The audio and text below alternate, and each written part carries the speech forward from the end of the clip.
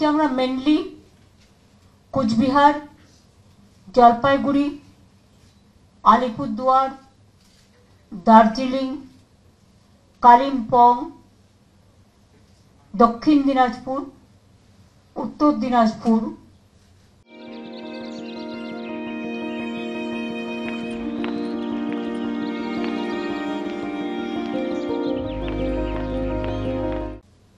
মালদা ও মুর্শিদাবাদ নিয়ে, মানে যেগুলো বন্যার প্লাবনে প্লাবিত হতে পারে এবং অলরেডি হয়েছে, তাদের সবাইকে নিয়ে মিটিং করলাম।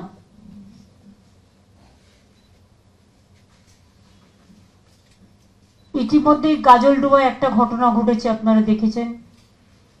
মানুষকে তো ফিরিয়ে দিতে পারিনি, কিন্তু সবাইকে অনুরোধ করব বর্ষার সময় নতুন করে তার টানবেন না, আর বাড়ির তারে কখনো কারেন্ট লাগাবেন না, যেগুলো বেড়ার বাড়ি বা মাটির বাড়ি বা যাই বাড়ি হোক, তাতে কেউ হাত দিলে কারেন্টে পড়ে যায়। আর যদি কেউ বিদ্যুৎ স্পৃষ্ট হয়, আমি পাওয়ার ডিপার্টমেন্ট থেকে বলেছি একটা অ্যাড করতে, কখনো তাকে ছোবেন না। ছুলে যারা যারা ছোবে তারা সবাই বিদ্যুৎ স্পৃষ্ট হয়ে যাবে।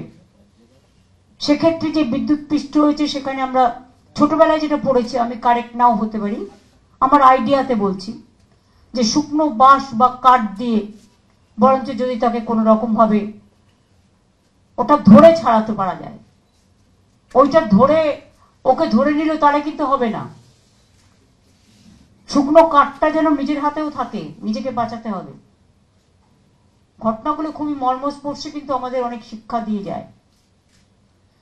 বিধান মার্কেটে কালকে 6টা দোকান পুড়ে গেছে। আমি গৌতম দেবকে দায়িত্ব দিয়েছি 6টা দোকান তৈরি করে দিতে, এবং ডিজাস্টার ডিপার্টমেন্ট থেকে, যেহেতু ওদের কি কাপড় জামার দোকান ছিল, কসমেটিক্স অ্যান্ড কাপড় দোকান, আর যেহেতু এটা পুজোর সময় এইভাবে পুড়ে গেছে, তাই গভর্নমেন্টের ডিজাস্টার ডিপার্টমেন্ট থেকে 1 লক্ষ টাকা করে সেই 6টি দোকানকে দেওয়া হবে।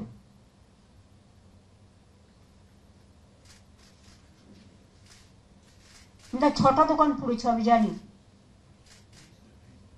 23টা দোকান পড়েছে, তাহলে এটা 50,000 টাকা করে দেবো।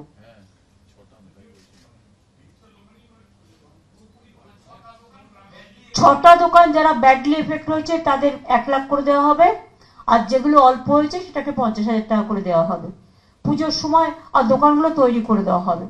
যেহেতু পুজোর সময় দেখুন মানুষের তো রুজি রোজগার একটা থাকে, এটা ম্যাটার করে, সারা বছর ধরে তারা জিনিসপত্র গুছিয়ে আনে বিক্রি করার জন্য। সব ডিএমদের এবং যারা আমাদের পাবলিক রিপ্রেজেন্টেটিভ আছে, জেলা পরিষদ আছে, পঞ্চায়েত সমিতি আছে, কর্পোরেশন আছে, সবাইকে অ্যালার্ট করা হলো।